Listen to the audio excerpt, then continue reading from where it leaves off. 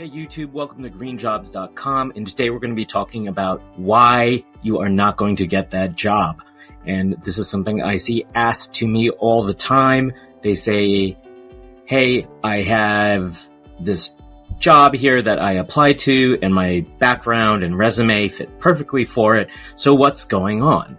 And it's a good question because you see these job descriptions out there and they could fit your background and experience, but the reality is, I hate to break it to a lot of you guys, there's probably a lot of things that the hiring manager and recruiters or talent team did not put in the job description that they want from candidates and a job seeker that are applying that aren't going in there. I've seen this all the time, having run job boards, talking to recruiters, talking to hiring managers. A lot of times they'll say, oh, these are all the things that we're looking for. And then if you go check the job description, you'll realize, hey, a lot of the things that you just told me that you guys are looking for aren't actually in this job description at all. And as a personal example of this happening, I'm going to tell you a little story. So I was getting recruited to potentially work for a company that was in a similar industry that I had a fair amount of experience in. And the actually owner and CEO had reached out to me personally and said, oh, we're very interested in you. We know the company that you previously worked at was a very similar industry, and I feel like you'd be great to run our marketing department. And I was like, okay, great. So we had a few conversations with him. They also had a internal recruiter that I also had to speak with, just a formality and all that. And as I'm, going through the process, one of the things he springs on me is the expectation that I would have to do a bunch of trade shows and conferences for the company. And my mind kind of stopped in that moment because I realized that probably wasn't in the job description, because I read the whole thing and I'm pretty good about that. And I was kind of shocked that he said this. So after that call, I went and checked the job description, and there was a bunch of stuff about digital marketing and all that, but there's zero about this position, this director of marketing position, handling trade shows and conferences for the company.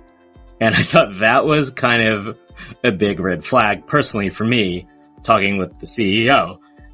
So the follow-up conversation with him, I said, hey, I know in our last conversation, you said the expectation was that I had to essentially manage all the trade shows and conferences that you guys want to go to. And I just want to make it clear you didn't put that in the job description at all. So I was wondering what the expectation was, which I thought was a reasonable question.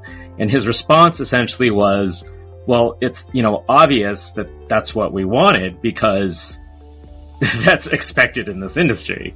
And my response to that was, no, it's not obvious if you don't specifically tell me or put it in the job description.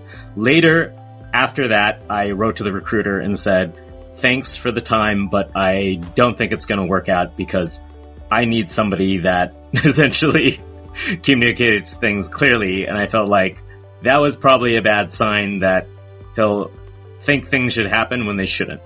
But that was a personal story that I thought I would share with you guys, that it's happened to me as well.